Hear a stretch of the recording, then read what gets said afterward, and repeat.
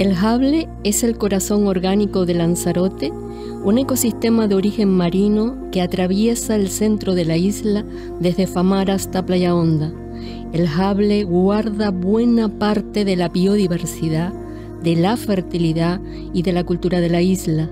Desde el año 2015 hasta la fecha, no se ha alcanzado la precipitación media anual de 150 litros por metro cuadrado. Esto ha supuesto el abandono de los cultivos para una zona de secano como es el Jable de Arriba.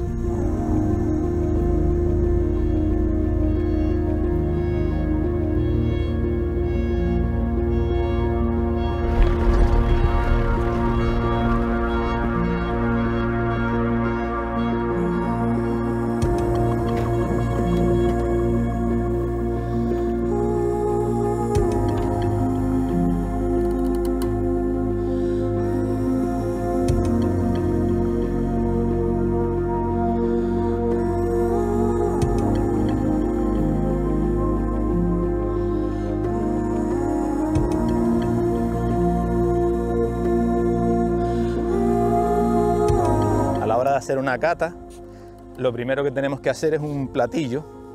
El platillo es, retiramos la primera capa de arriba de Jable, que es la que está más seca, y una vez que empezamos a llegar a la húmeda, hacemos un hoyo. Cuando sacamos el Jable siempre lo tenemos que dejar todo aquí, porque a la hora de volverlo a tapar tiene que ser exactamente de la misma forma, porque si no, estropearíamos el hoyo. Mira, si te fijas, ya se ve que está seco. Estamos hablando de 50, Nada, de apenas 20. En 20 centímetros ya no hay tanta humedad. Esto explicaría, evidentemente, que hayan desaparecido los cultivos de esta zona. Una vez que haces el hoyo, tienes que hacer un hoyo más o menos de unos 40-50 centímetros, porque aquí te digo hay bastante profundidad. Lo normal es que se llegue a la madre. La madre es la capa de arcilla que hay debajo, que es impermeable. El Jable es como una esponja, permite que pase el agua y la retiene. Hace que se mantenga ahí para que cuando tú cultives, la humedad esté a disposición de la planta. Una vez que hemos hecho la cata, pueden suceder tres cosas. Una de ellas, que esté seco. ¿Te fijas? No tiene humedad suficiente. Entonces, si no hay humedad, si está seco, se tapa el hoyo y te vas para tu casa y a esperar al año siguiente. Exactamente. Así hemos estado 10 años, más de 10 años, una década. Tienes otra posibilidad, si estuviera todo igual que esta, que está húmeda, que tú ves que la dejas caer y se te queda pegada, tiene humedad, entonces puedes plantar. Y después tienes una tercera opción, que es que la tierra esté jaragana. Jaragana quiere decir que tiene humedad, pero no suficiente. ¿Cómo es el caso? Esta está menos de jaragana. Esta aquí no está para plantar porque no hay humedad y no hay suficiente humedad. Si te fijas hacia abajo está el hoyo seco. Entonces no hay humedad suficiente. Entonces cuando está jaragana es una cuestión de decisión del agricultor. El agricultor lo que hace es, en función de lo que tú crees que va a suceder a lo largo del año, si tú crees que va a seguir lloviendo o que puedes que las lluvias, por ejemplo, en octubre van a ser lluvias tempranas, que va a llover en octubre, entonces te puedes arriesgar y plantar. Si no es así, lo dejas quieto y ya está, y lo vuelves a tapar. Esa es la historia. Entonces digo, se hacen 5 o 6 hoyos a lo largo de la finca y con eso tú haces una composición del lugar y ya decides si plantas o si no plantas.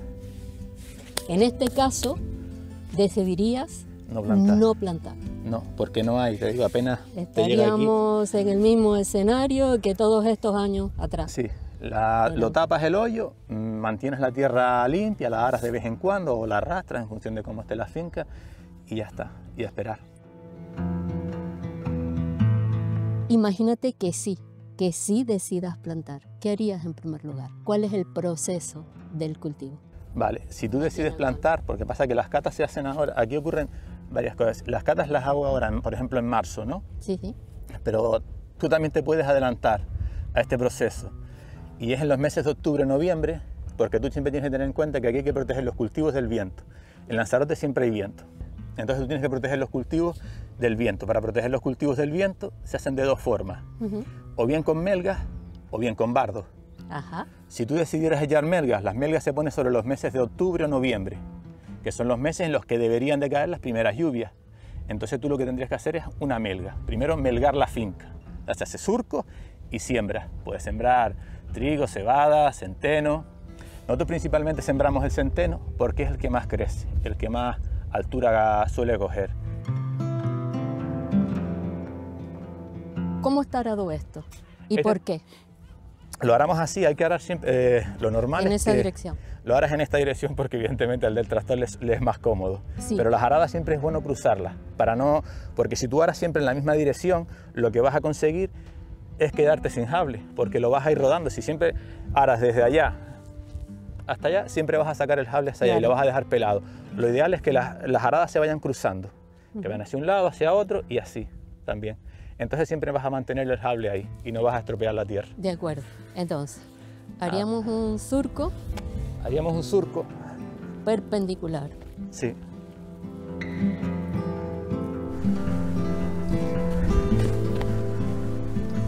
Una vez que hemos hecho el surco, pues sembramos.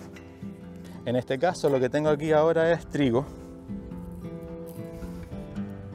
que después lo utilizo para hacer gofio también. Exactamente, porque después, vamos a ver, desde tu punto de vista, esto es introducir biodiversidad en este sistema de cultivo. Sí. Pero más tarde, esos granos tampoco se desechan, porque después se recoge. Sí. Y es, en definitiva, lo que tienes ahí es producto de esa recolección en un momento determinado. Sí, una vez que tú hiciste la melga, vienes a plantar sobre el mes de marzo, ya estará lo suficientemente alto. Le servirá de protección. Cuando se empieza a secar, que ya está el grano para recolectar, vienes con una hoz, lo ciegas, ese lo llevas a trillar y ya tienes grano para la siguiente vez.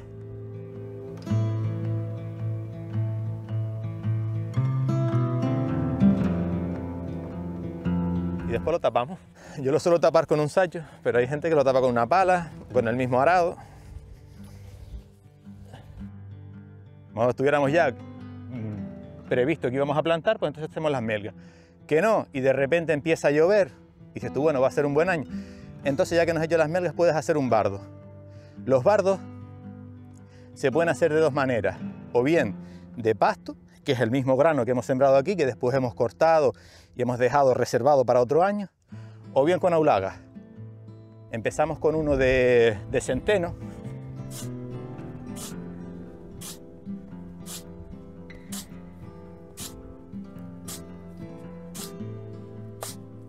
Una vez que lo hemos abierto, cogemos el pasto y lo extendemos. El bardo, los que van al centro de la finca, no pueden ir muy pegados unos a otros, porque si no lo único que vas a conseguir es que se te haga una duna detrás. Y hay veces que va a pasar incluso por arriba, entonces tú necesitas que quede espacio entre uno y otro, que te sirva de protección, pero que a la vez permita el paso del jable.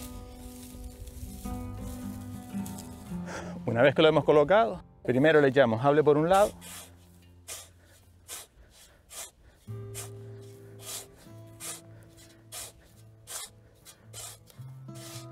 Vale. Y después se utilizaba una vara.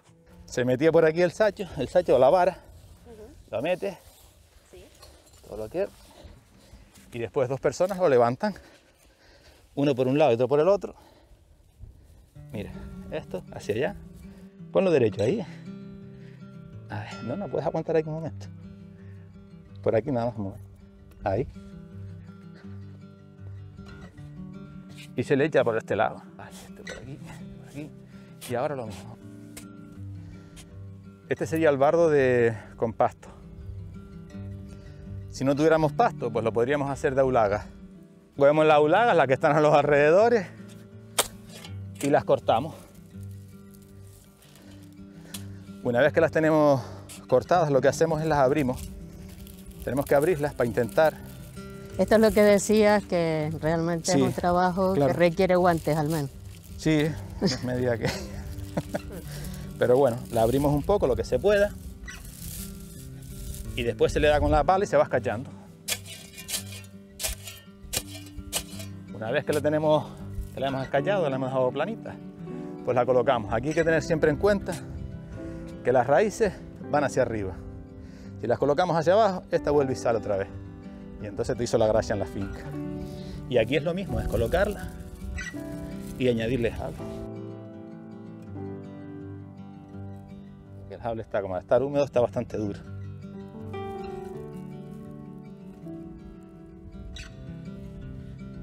Bien. Y eso sería suficiente. Lo que sí hay que tener en cuenta es que una vez que se terminó de coger la cosecha, se retira todo, incluso antes. Hay veces que no hay que esperar hasta los 6 meses que tiene el ciclo de la batata para tú retirarlo, porque la batata, una vez que se haya desarrollado lo suficiente, que es bastante grande, el viento ya no le va a hacer daño ninguno. Y lo puedes retirar, a lo mejor a los 5 meses, puedes retirarlo todo, la ulaga ya no te va a servir, porque enseguida se desmenuza toda, se queda toda llena, no sé si la ves aquí, como está seca. Se queda así, toda llena de pico por todos lados y se parte enseguida. Sin embargo, él no, ese te va a aguantar 1 o 2 veces más.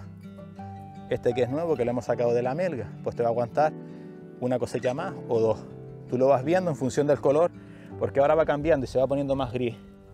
Coge un color así como el de la ulaga y se parte todo. Entonces ese es lo que hace, una vez que está así, lo retiras, lo mezclas con estiércol y lo compostas. Y así lo aprovechas y no lo dejas tirado por ahí. ¿Y ahora qué haríamos? Ahora toca plantar. Si vamos a plantar batatas, depende de lo que vayamos a plantar, en función de lo que plantes, porque aquí en esta zona... ¿Qué se ha plantado aquí, en esta zona? Mira, por ejemplo, ahí, que esto es So, delante de So, todo lo que se plantaba hasta hace a lo mejor 50 años eran cereales. Bien. Y después ya se empezó con el cultivo de la batata.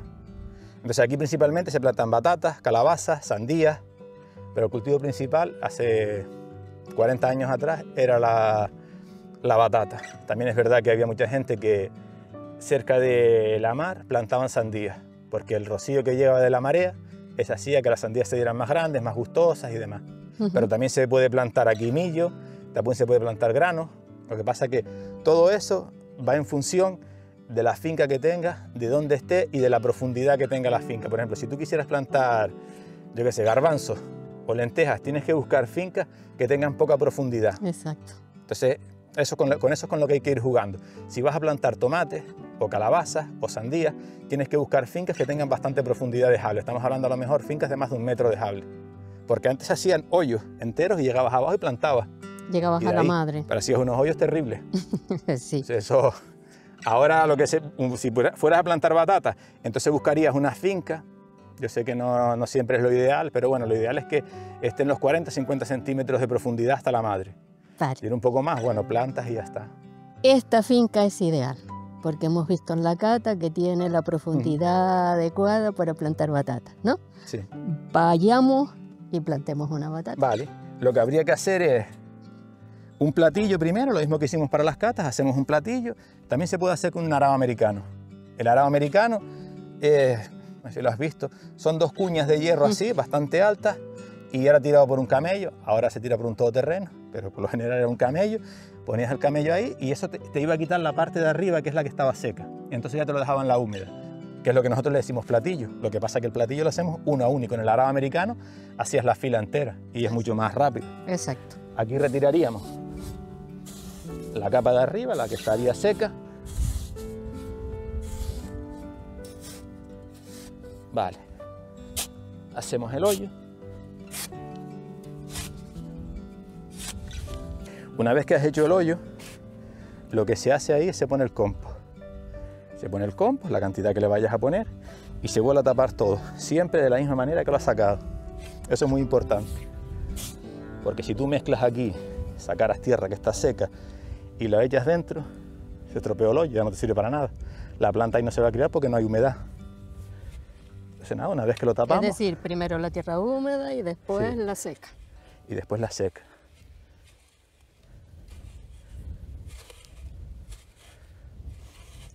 Una vez que hemos tapado todo, hacemos una montañita.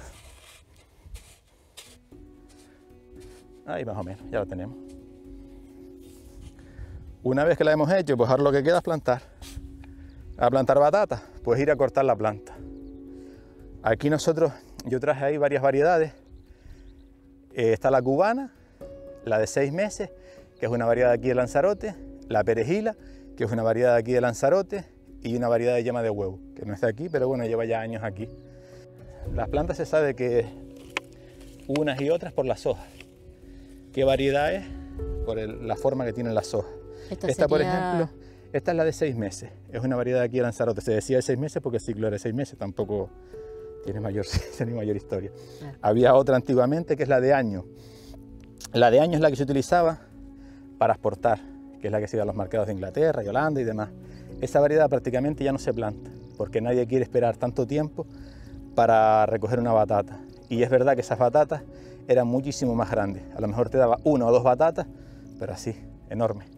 Y como ellos se querían para hacer dulces y demás, pues preferirían batatas grandes. Ahora lo que se prefiere son batatas más pequeñas. Entonces esa prácticamente se ha ido perdiendo. La variedad esa de año tenías que hacer la hora de plantar era exactamente igual, pero en los meses de octubre y noviembre tenías que segar la planta, cortarla, dejarla prácticamente solo el montón y cortar aquí delante, quitarle todas las ramas.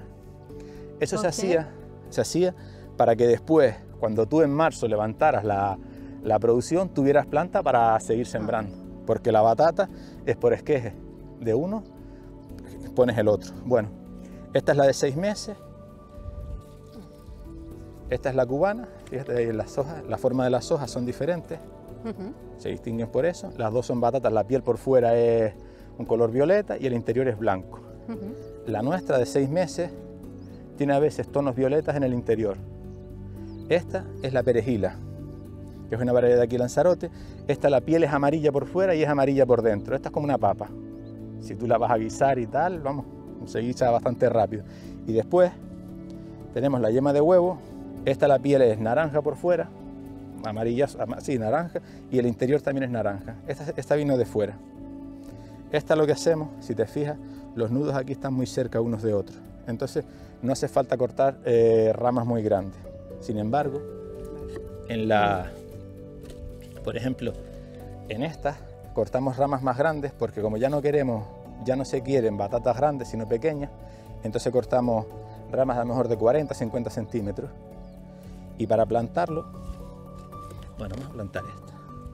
Para plantarlo, cada uno después lo hace como le parece. Yo, por ejemplo, le quito las hojas de atrás porque me resulta más cómodo a la hora de plantarlo. Le hacemos un nudo, así, sin partirlo, y se entierra. Hacemos un nudo porque en cada yema de esta va a salir una batata, en teoría. Si el año es bueno, si tiene todas las condiciones, el montón reúne todas las condiciones y tal. Pero en teoría es así, y con esto lo plantamos. Si quisiéramos batatas grandes, cortamos un trocito más pequeño y no lo hacemos nudo, sino lo enterramos directamente. A la hora de enterrarlo aquí, hay que tener en cuenta siempre el viento. Como decimos que el viento siempre nos va a venir de aquí, no la podemos plantar mirando hacia allá porque nos la va a partir. Sí o sí nos la va a partir, si no es en un momento es en otro, y si no te va a empezar a dar vueltas y te la va a estropear. Entonces la tenemos que plantar mirando hacia allá, hacia Tiagua. En este caso hay que tener en cuenta una cosa, no la puedes plantar ni pegado abajo ni arriba. No se planta abajo porque abajo es donde tú has puesto el compost y lo que va a pasar es que las raíces de la batata van a llegar muy rápido al compost y se van a ir en vicio. Irse en vicio, bueno, como todo el mundo sabe, pues una vez que lo tienes todo no te vas a preocupar de generar batatas. Aquí lo único que vas a conseguir es un montón de ramas, pero no vas a conseguir batatas. Entonces no se puede plantar arriba tampoco porque aquí hay mucho sol y mucho viento. Y si la plantas aquí arriba, el viento en algún momento te va a ir sacando esto y te la va a secar el hoyo. Entonces las condiciones ideales es a la mitad. Para plantarlo, nada, metemos la mano como si fuera una cuña, metemos la mano, levantamos un poco y metemos esto. Metemos la planta, echamos tierra y apretamos. Bueno, igual no hay que apretar tanto, pero apretamos. Este hoyo que está aquí, que ahora lo he dejado para que sepas que se hacía un hoyo así, se apretaba un poco, para que en los años en los que la tierra estaba jaragana, como dijimos antes, y hemos decidido plantar, lo que se hacía era, se dejaba este hoyo y se le añadía un poquito de agua, un vasito de agua, vaso de estos de 200 mililitros, se le echaba un vasito de agua, se tapaba y ya está, suficiente. Con esto era suficiente. Aquí otra cosa que hay que tener en cuenta es la tierra en la que estás. Todas las tierras, aunque todo sea sable, todas no son exactamente iguales, todas tienen sus peculiaridades. Por ejemplo, esta, si se fijan, no tiene ni mucha arena ni muchas piedras. Entonces, al no tener arenas y piedras, el viento te va a erosionar el montón un montón. Entonces, lo que se hace es, se utilizan 2 piedras, se ponen 2 piedras aquí arriba Estas dos piedras nos van a servir para que el viento no te destroce el montón y para retener un poquito la humedad. No es que sea mucha la humedad que va a retener, pero como estamos en zonas que son tan complicadas y que hay tan áridas y tal, entonces cualquier cosita nos va a ayudar. Y esto nos ayuda un montón. Entonces ya está. Una vez que está hecho esto, lo único que tenemos que hacer es mantener la finca limpia y esperar. La base aquí es esperar, no hay que volverse loco, esto lleva su tiempo. Aunque yo les he dicho que esto es un cultivo de 6 meses, como lo plantamos en secano, se nos puede ir a 8 meses, 9 meses, 10 meses. Tienes que esperar que la batata esté hecha, que reúna las condiciones adecuadas. No tiene otra historia, hay que esperar, no hay prisa ninguna. Tampoco se puede esperar eternamente, obviamente. A partir de los que la batata tiene 11 meses, 12 meses, se vuelven zocates. Zocate, aparte de insulto, pues es que la batata tú la ves por fuera, está correcta, pero en el interior está hueca. Esa batata no sirve. Entonces no podemos esperar tanto, pero sí es verdad que nos da un margen bastante amplio de varios meses aquí, que se va curando y se va haciendo. Para saber si una batata, una vez que la recoges, para saber si la batata está hecha o no está hecha, se le pasa la mano por arriba. Si se le va la piel, cuando tú le pasas la mano, es que todavía no está. Si tú le pasas la mano y no se raspa, es que la batata está en su momento óptimo. Se retira todo. Una vez que hemos retirado el cultivo, que hemos retirado las batatas, hay que retirarlo todo y dejar la finca tal cual estaba. La dejaríamos un año en barbecho y si al año siguiente reúnen las condiciones de humedad y demás, volveríamos a plantar. Siempre utilizamos barbecho. En secano siempre se utiliza barbecho. Muy bueno tienen que ser los años, deberían ser años excepcionales para que tú puedas repetirla. Si no, no puedes repetirla. A tu juicio, ¿qué tipo de agricultura cabría? Aquí solo cabe una agricultura ecológica y de secano. Yo puedo entender que llevamos años en los que no llueve, pero llenar toda esta zona de tuberías y demás solo es acabar con el entorno y acabar con parte de nuestra historia. Yo sé que se puede hacer, pero me parece a mí que no es lo más adecuado para esta zona, porque si no olvidamos rápidamente lo que nos costó tanto aprender y lo que en un momento dado nos puede servir. Entonces estaríamos hablando, Nona, de patrimonio. Claro, del legado. Del legado, ¿no? De todo el bloque de conocimiento, de sabiduría que por experiencia la gente que trabaja este tipo de tierras con este sistema de cultivo está atesorando. Y es lo que nos vale, ¿no? Por eso el Jable es un reservorio de alimentación, no solo porque es la tierra, sino es el conocimiento asociado a la tierra y a un sistema de cultivo. Claro, también es verdad que a lo mejor, solo como hipótesis de partida, podemos hablar de zonificar el Jable, ¿no? Y aquel Jable más cercano pues, a los núcleos poblacionales o a los caminos con disposición para tener agua, a lo mejor, digo yo, que se podría incluso imitar a la naturaleza e incorporar un poco de agua de calidad. Bueno, por poderse hacer, se puede hacer, se podría hacer. Lo que pasa en la historia del agua, por ejemplo, en Lanzarote, es siempre el uso que haces del agua. Una cosa es que se pueda hacer, otra cosa es que tú tengas conciencia de cómo debes usar el agua. Porque una cosa es que tú dispongas de agua y otra cosa es que tú dejes abierta la llave 24 horas. Eso no tiene sentido porque los cultivos llevan una cantidad de agua determinada. De hecho, estos se han plantado durante tantísimos años. De hecho, este cultivo lleva casi 500 años aquí en Canarias y se ha hecho siempre secano y andado. Entonces, es porque no necesitan demasiada agua. Entonces, la historia está ahí. No solo es en, a lo mejor, buscar zonas en las afueras de lo que es la zona esta para cultivar con agua, pero sino educar al agricultor en el uso racional del agua. Porque agua, nosotros lo estamos viendo a diario, que cortan el agua, que no hay agua, y además el agua también a la larga también te genera problemas, el uso de este tipo de agua que estamos utilizando nosotros. Con lo cual sí, se puede hacer, sí. Lo que pasa es que depende de la conciencia de cada uno, la conciencia del agricultor, de tener agricultores concienciados. Claro, una cosa es la utilización racional del agua y otra cosa es un cultivo, entrar en un cultivo intensivo y de regadío. Cosa distinta en un ecosistema como este tan sensible, ¿no? Por otro lado. De eso se trata, de que sí se puede utilizar el agua, sí, pero hay que hacerlo de forma racional y te digo, y no llenar todo esto, porque si no al final lo perdemos. Al final nos vamos olvidando de dónde venimos, qué es lo que nos ha traído hasta aquí, y acabaremos convirtiéndonos en algo que no queremos a lo mejor. ¿Y qué medidas podríamos tomar para conservar este sistema de cultivo aquí en esta zona de Lanzarote? Yo empezaría comprendiendo la problemática que hay, ¿no? Y hacer un listado, porque tenemos que tener en cuenta no solo el suelo disponible, sino también la gente disponible que está, ¿no?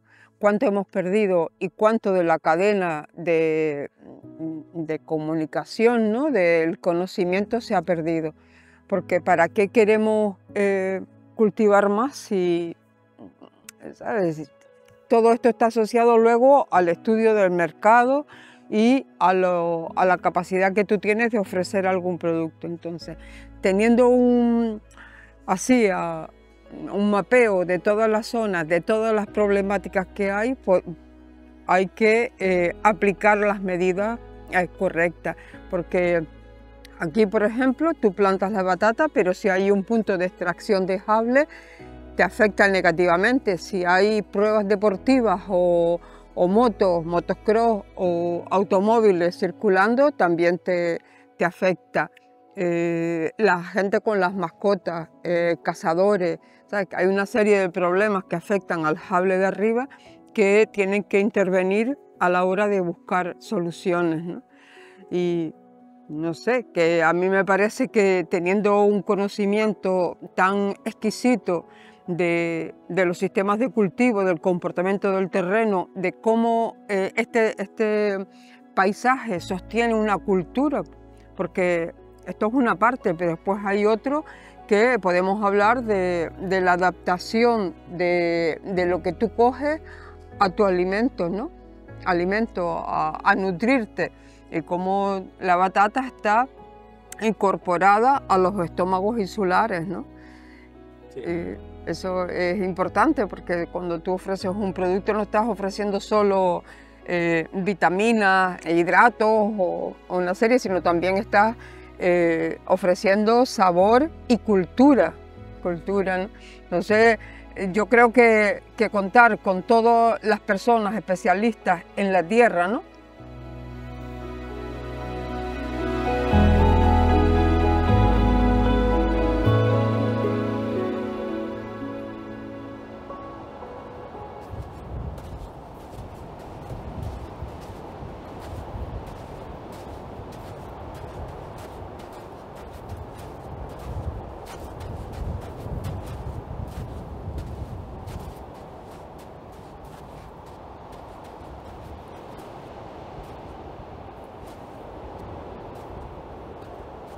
¿Qué es el jable para una arqueóloga? Es un paisaje de cultura y lo intento explicar, ¿no?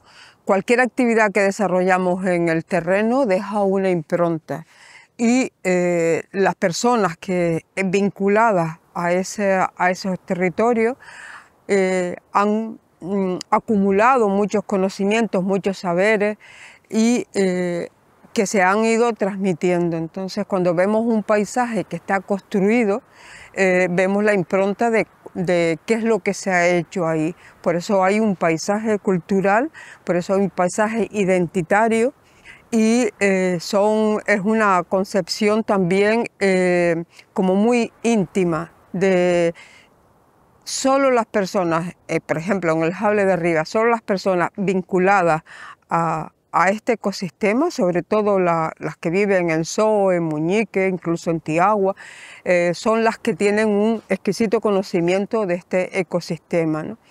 En los años 80 conocí a Anita la Pastora, que era una mujer de Soo, que tenía el ganado aquí y que veníamos a hablar con ella en varias ocasiones cuando empezamos a trabajar en las excavaciones de la Peña Las Cucharas, ¿no?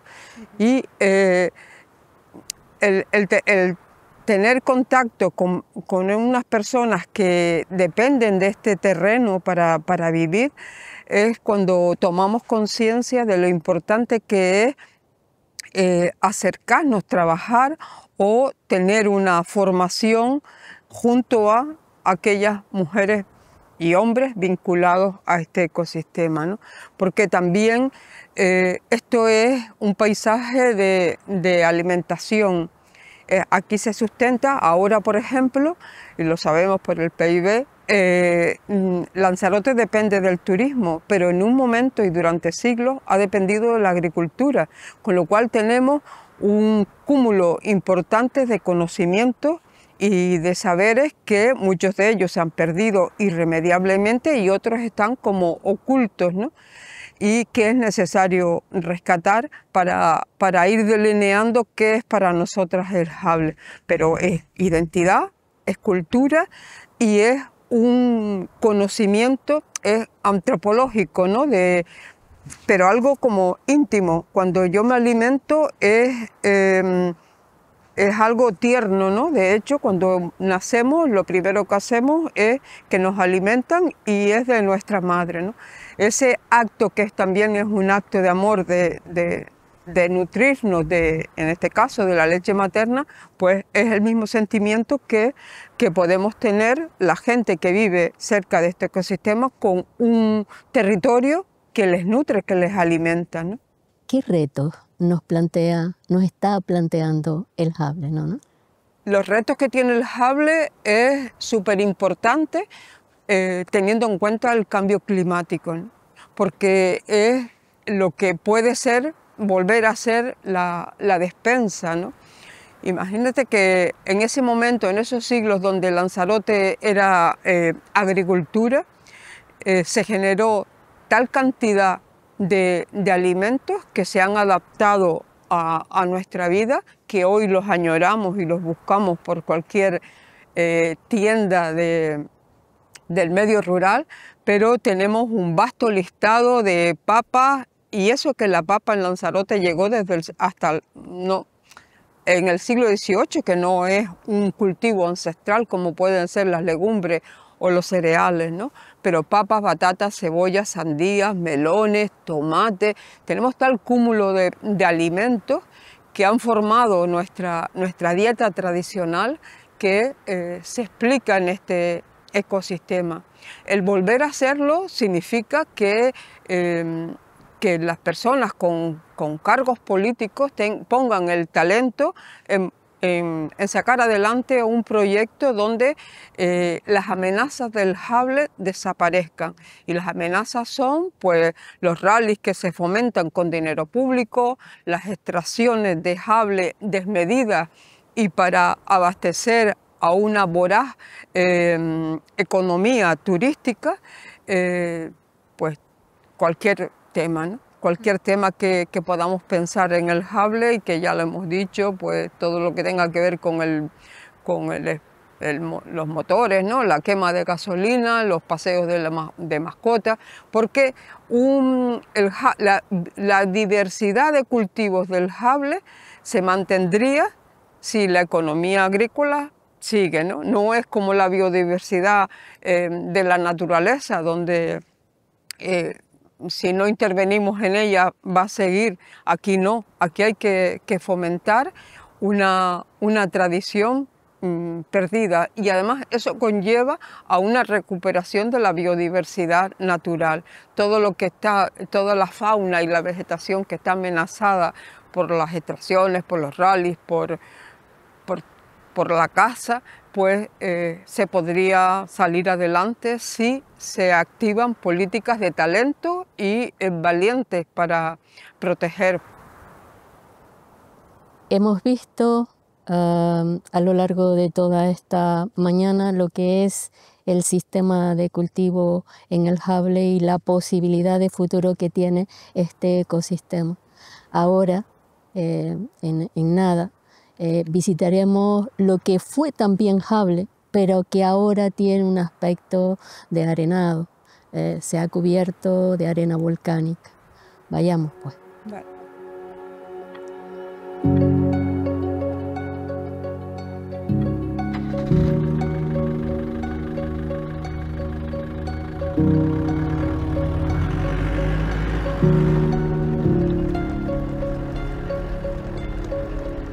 Los arenados constituyen sistemas de cultivo fruto de la cultura del volcán.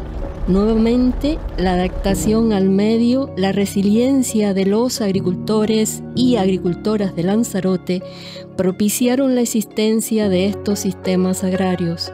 Hoy, por derecho propio, han de formar parte del patrimonio agrícola mundial.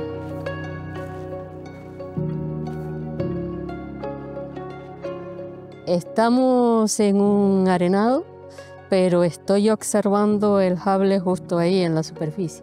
¿Eso qué significa, Gustavo?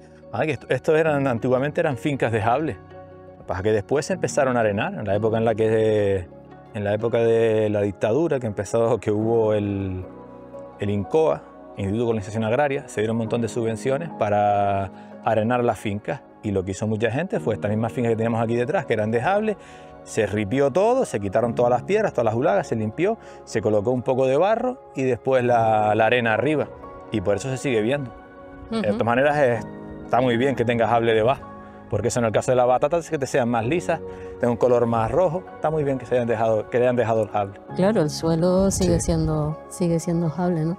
A diferencia de la tierra que estuvimos justo antes, aquí vemos cultivo, aquí vemos una plantación de batatas. ¿Por qué?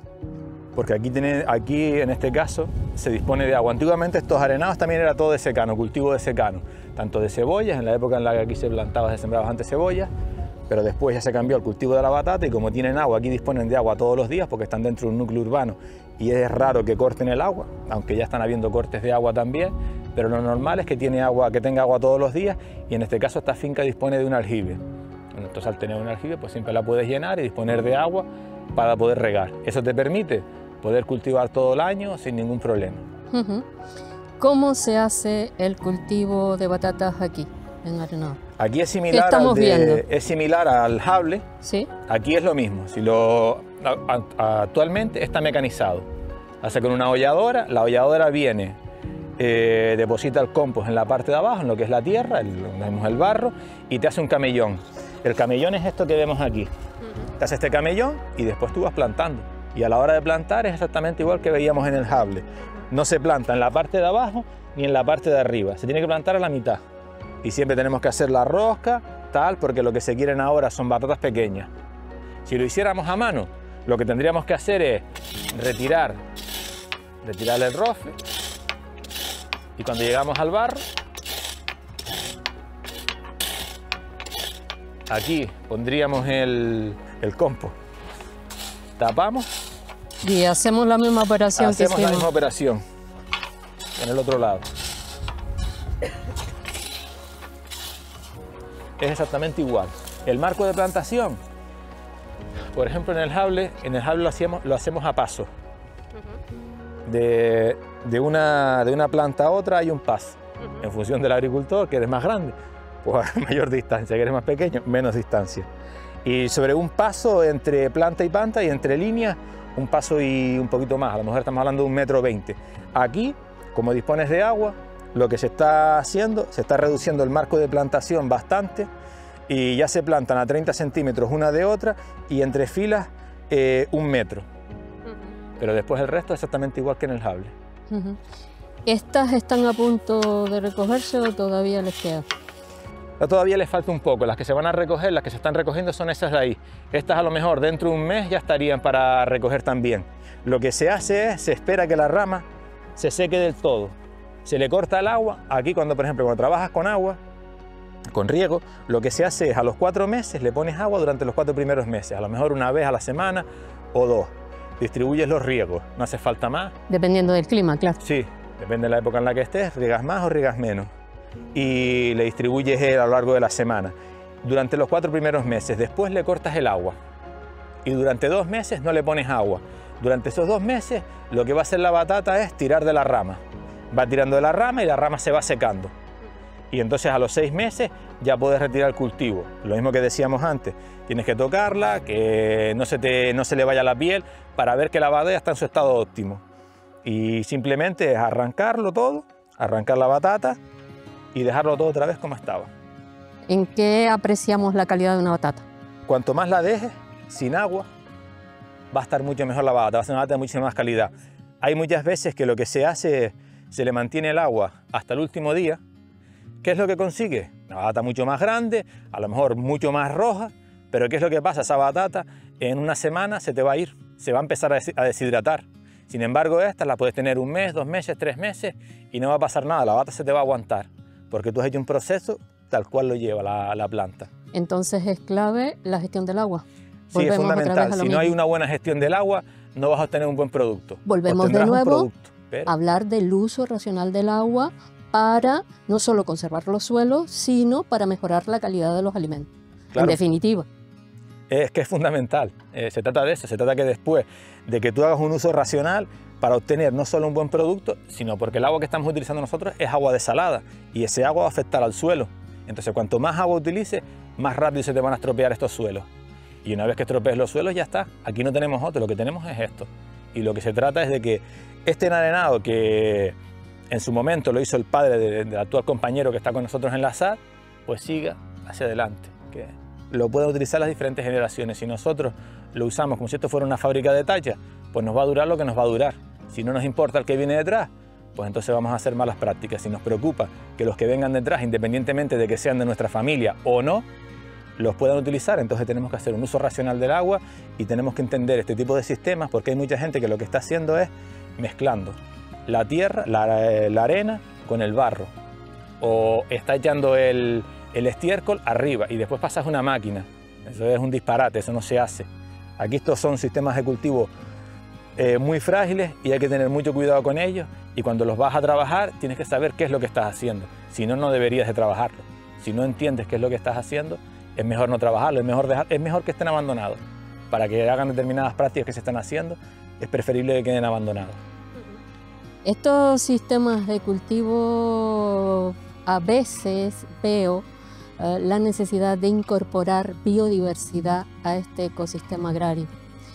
En el Jable vimos claramente que la plantación de esas melgas suponían incrementar esa biodiversidad. Aquí, ¿cómo haríamos, Gustavo? Aquí, por ejemplo, que se está en los arenados, que ahora tienes posibilidades de cultivar todo el año, lo que hay que hacer es rotación de cultivos.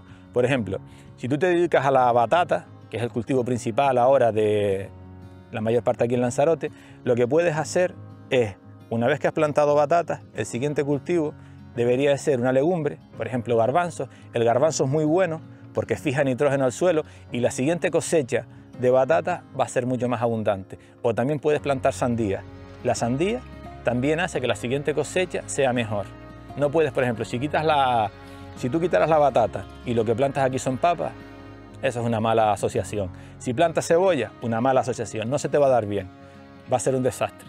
Entonces, la forma es eso, entender qué cultivo es el que tienes que cambiar y verás que los resultados son mucho mejores. La finca te va a durar muchísimo más y también te va a dar unos buenos rendimientos porque todo el mundo consume sandías, todo el mundo consume legumbres, entonces no vas a ver no vas a tener ese problema de decir, bueno, si quito la batata, el otro cultivo alternativo no me va a dar suficiente rendimiento. No es verdad, las legumbres se venden muy bien y las sandías también se venden y se venden muy bien. Entonces son cultivos que tú puedes asociar a la batata y para seguir teniendo unos buenos rendimientos, que al final de lo que se trata es de mantener estos sistemas y de que te den unos rendimientos suficientes para tú poder vivir y dedicarte a la agricultura. ¿Es rentable la agricultura en un arenado como este? La agricultura a día de hoy, si tienes disponibilidad de agua, es rentable, sí es rentable. Por ejemplo, nosotros calculamos que una persona necesitaría unas 2 hectáreas para poder vivir, así te permite rotar cultivos y te permite sacar unos rendimientos lo suficientes para poder vivir. ¿Qué denominador común tendría el sistema en el Jable con los arenados? Lo que hay de común es, por ejemplo, en el Jable, que está el Jable que sirve como una esponja que permite que pase el agua y la retiene ahí, y aquí en este caso tenemos la arena. Es exactamente igual, la arena permite que pase la humedad y la retiene ahí. ¿Qué es lo que pasa? Hay que tener en cuenta en los arenados, en el Jable es más o menos todo igual. Tú lo ves, hay diferentes colores y entonces te das cuenta de que son diferentes tipos de Jable, pero más o menos la función es la misma. En los arenados, como los hemos hecho nosotros de forma artificial, hay que tener en cuenta el tipo de arena, porque aunque nos parezca que es igual, toda la arena no es igual. No solo por el color, sino aunque fuera toda negra, no toda exactamente igual. Si miramos esta, vemos este tipo de arena. Esta está bien, es una arena fina, pero no es muy gruesa, ni muy fina ni muy gruesa. Entonces aquí te va a conservar la humedad y te va a permitir desarrollar la batata. Si tuviéramos una arena muy gruesa, lo que te va a pasar con esto es que vas a tener que gastar agua sin tino, porque se va a evaporar muy rápido. Si es muy fina, va a retener un montón de humedad, pero ¿qué es lo que va a pasar? Que cuando haya viento te la va a llevar. Y aparte también va a generar un montón de calor. En función del cultivo que tengas, le puede generar un montón de calor y no va a ser conveniente para ese tipo de cultivo. Entonces también hay que ser cuidadosos a la hora de ver qué arena le ponemos.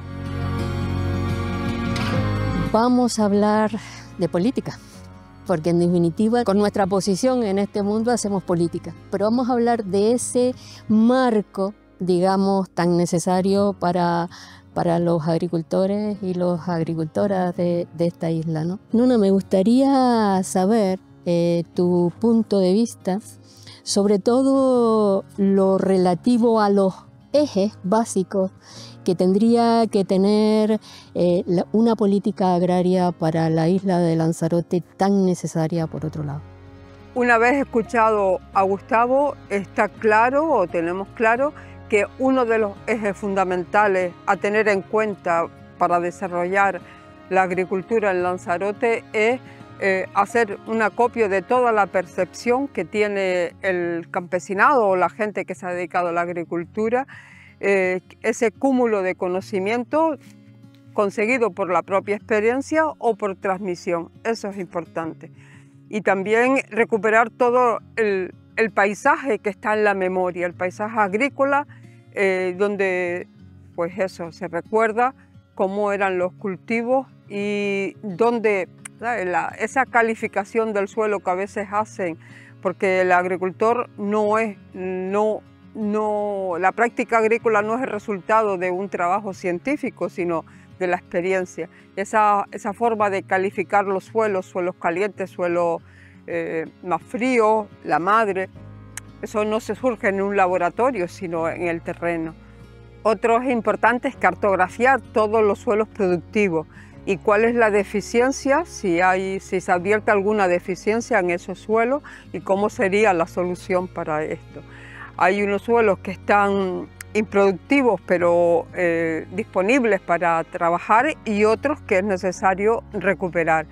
También ver el capital humano, los ejes que estamos diseñando, cuál es el sujeto, ¿no? que los activa, cuántas personas y en qué zona, y esas personas están asociadas a qué terreno, y ese terreno se explota bajo qué régimen comunitario, a través de una fundación cooperativa o a nivel particular. Y todo el producto que se consigue, ¿a dónde va? Pues se tiene en cuenta otro eje que es la comercialización. ¿Y cómo garantizamos la comercialización? ¿Qué cantidad, qué porcentaje de ese producto se queda en la isla y cómo garantizamos que esos productos lleguen a la familia y cuáles se exportan, ¿no? Porque del mismo modo que podamos practicar la agricultura de exportación, también es importante tenerla de autoconsumo. Y eso está vinculado con lo que hablaba Gustavo, de no solo rotar, sino asociar los cultivos para que todo un año no tengas que comer solo batata, sino también mezclado. Y ampliar la vista, que en tu casa o en tu mesa no solo haya agricultura, sino también pesca y ganadería. Porque la dieta tradicional no solo estaba o está compuesta de cereales, de legumbres, batatas, papas, cebollas, sandías y melones, sino también del pescado, sea seco, salado o fresco, y el cerdo, ¿no? De garantizar que la gente dejemos de comprar comida empaquetada para tener la opción de volver a lo fresco. ¿La conservación de los suelos es un eje básico? Fundamental. No solo la conservación, sino también la capacidad agrícola de cada uno de los suelos y ver si a través de la práctica agrícola se puede recuperar todos esos agujeros oscuros que tiene, por ejemplo, la vega de Guatiza, la vega de Femés, Fenauso o incluso la el vega cable. de San José. San José, por ejemplo. Todo ese suelo que hemos perdido y que están en los jardines turísticos, ¿cómo podemos recuperar? Y otra cosa importante es, teniendo en cuenta las fuertes escorrentías que a partir de ahora van a ser más frecuentes, cómo podemos frenar la pérdida de suelo. Todos esos paisajes agrarios de los barrancos de Taballesco, El Palomo, Tenegüime, pues es fundamental volver a hacer las paredes para minimizar la pérdida, ¿no? Y me falta otra zona importante, la vega de Temuime, ¿no? Que también es fundamental y que ahora va a estar rayada por una red de torretas de alta tensión, que eso pues también incide en el paisaje agrícola. Y el agua, de nuevo, en una zona árida como esta, siempre lo fue y ahora también lo es. Es clave en esa política agraria, la gestión del agua. Muy clave. Así, por ejemplo, no sé si se acuerdan, una época que se reverdeció, ¿no?, toda la vega de la que estaba en Guaticea, ¿no?, cuando empezó a usarse el agua maltratada en la agricultura. Pues la captación y el almacenamiento del agua es fundamental, y si no, si queremos darnos cuenta o evidenciar cómo era el comportamiento de las personas con el agua, pues solo viendo los mapas antiguos de las aljibes de Guaticea, no solo las maretas, sino también el aljibe donde está hoy el aeropuerto, o todo el cinturón de aljibes que estaba en Arrecife, que permitía que el agua no llegara hasta el mar, sino que fuera captada por todos los aljibes que ya hoy han desaparecido.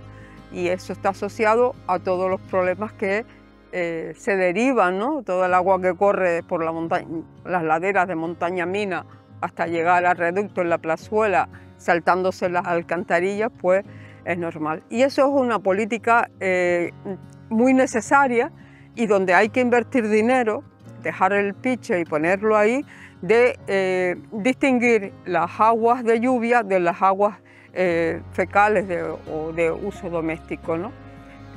Porque lo que no podemos hacer es que las aguas se vinculen, pues luego el tratamiento de las aguas residuales no es el correcto, y al final pues nos vamos bañando en aguas fecales y pescando también en ellas. Las civilizaciones que destruyeron sus suelos desaparecieron. Nosotros que vivimos en una tierra árida, en mitad del océano, tendríamos o deberíamos ser más cuidadosa con ellas. Sí, lo que queremos en el futuro de esta isla es conservar la vida tal y como la conocemos en estos momentos.